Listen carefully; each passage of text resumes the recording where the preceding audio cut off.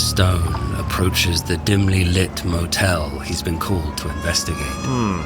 Outside the shattered windows and broken door, the motel manager tells him the room was rented to Frank Carter, who was last seen entering the motel 3 nights earlier. While Carter doesn't have the cleanest record, he's never been arrested for a violent crime before. Yet as Stone scans the crime scene, he sees a disorderly room, visible red-brown stains, and a partial shoe track.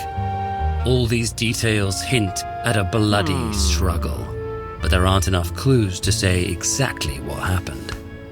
After calling in a detective and a crime scene investigation team to inspect, photograph, sketch, measure, and collect all the obvious evidence, the investigators decide their next move.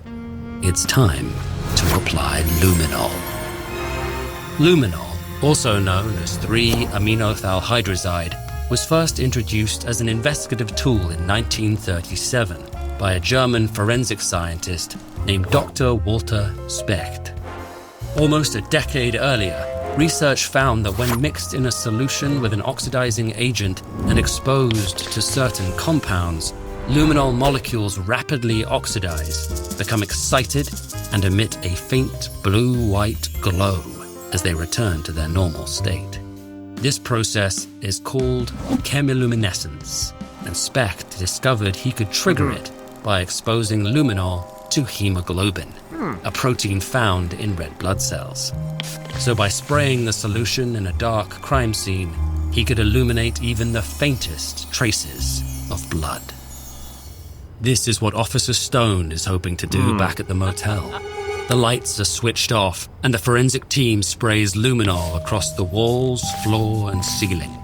The chemiluminescence only lasts about 30 seconds, so our investigators need to keep spraying as they track blood through the crime scene.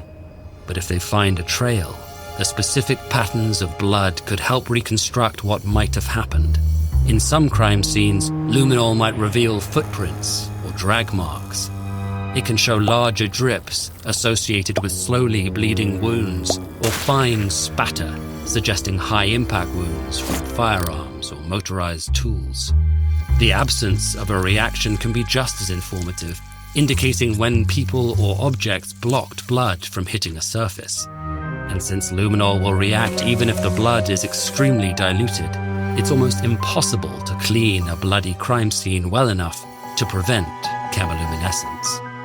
In fact, a skilled investigator can even use these lingering patterns to identify attempts at blood removal.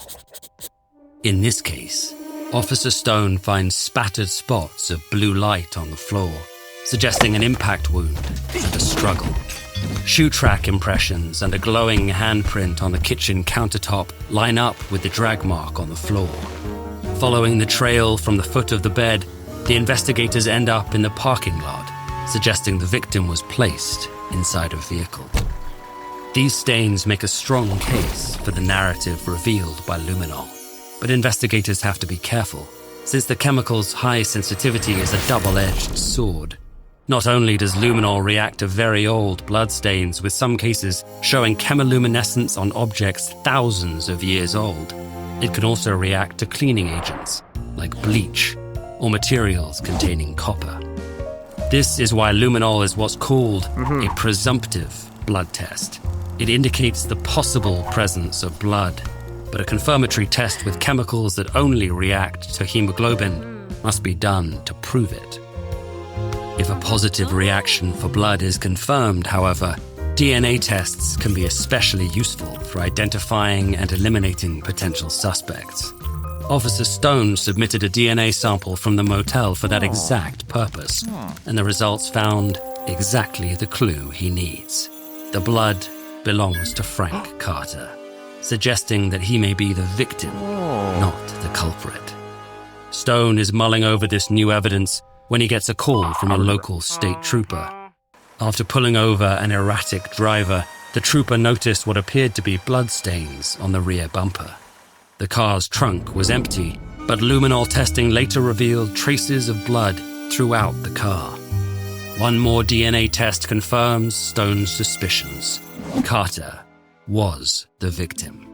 And faced with this overwhelming evidence, the car's driver confessed to the crime. Keep honing your investigative skills with Brilliant. Brilliant helps children and adults build math, coding, and logical reasoning skills through interactive, step-by-step lessons and personalized practice. Visit brilliant.org/TEDEd for 30 days free and 20% off a yearly subscription.